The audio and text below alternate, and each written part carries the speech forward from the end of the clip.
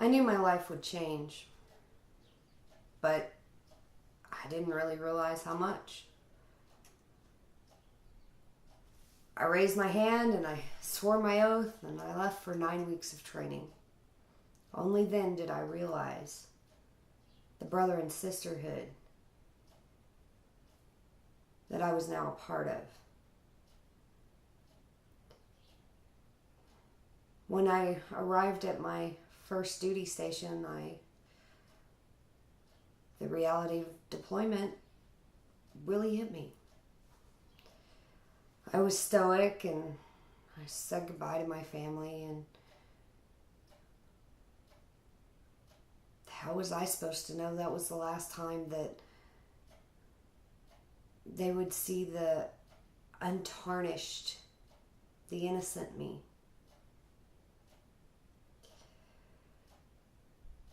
The next few months I spent at war. Every day you had to be vigilant. You had to pay attention. You had to be on guard, because the minute, the second that you let your guard down, you were dead. There was no second chances. There was no coming back. If you didn't see that gunman, or you didn't see that mortar or notice things, there's not always an alarm or a warning. It just happens, and you deal with it. And then I came home and I lived happily ever after. I wish.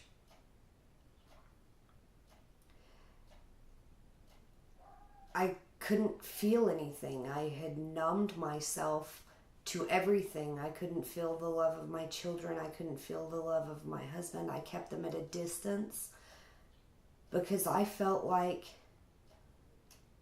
by doing so, I was protecting them and myself, because if I wasn't close to anybody, I couldn't hurt from losing them. It affected the whole family, in that, we go out to go shopping, and I don't know how many times I took my children to the ground to protect them from a car backfiring or some other loud noise. I mean, after living so long one way, how do you shut all that off?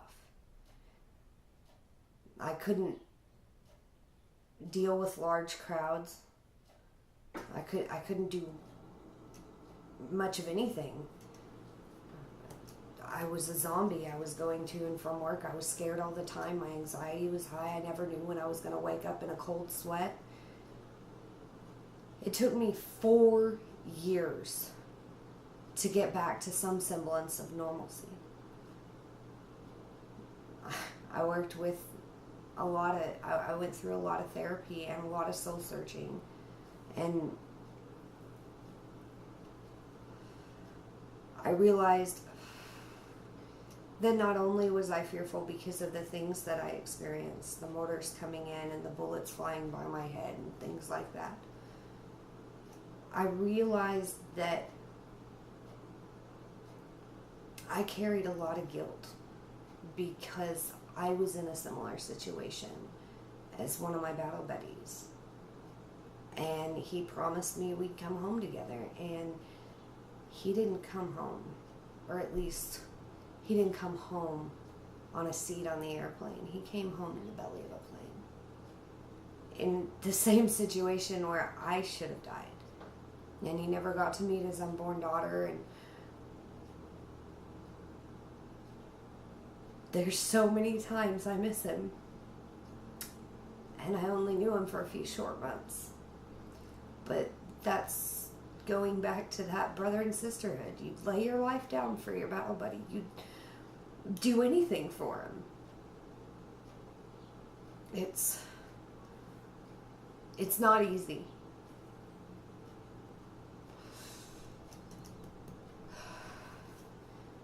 I still can't take my kids out to go see the pretty fireworks I used to enjoy. And I can't see their oohs and ahs and their faces light up, and they get to enjoy them. I make sure somebody takes them out, but no, I'm at home with my earbuds in full blast because I can't function during the booms and the sparkles and all that. I have to miss out with my children for that. Going Christmas shopping and shopping period with my kids, sometimes they'll look up at me and go, "Mommy, it's okay."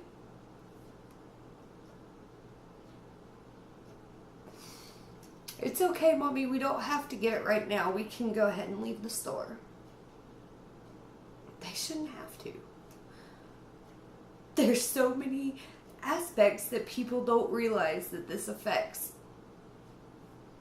But the cool thing is, as you can see now, I'm able to cry. I went a whole year without being able to do so. Without even able to shed a tear or feel like, I was loved, or cuddle with my children and actually feel the love that was there. It took me a very long time to get to where I'm at, and the work isn't done. I still have bad days. I still have days where I can't go out. I have to stay home, and I shut myself into a video game or music, television. I just want people to realize that this affects not just me, it affects everybody. It affects so many aspects of your life, and you're never the same, ever. When I go out to a restaurant, when I walk in, I don't just wonder where the waiter's going to seat me. I look for the exits. I look for an escape plan. I look for where the people are, and I watch how they're moving. I'm not always able to interact with my family because I am watching all these things, but they realize it and they forgive me for it.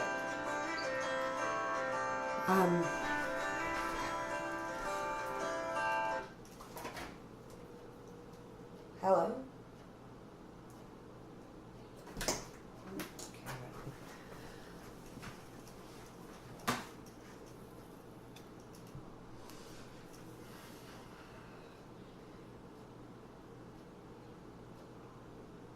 But I'm back.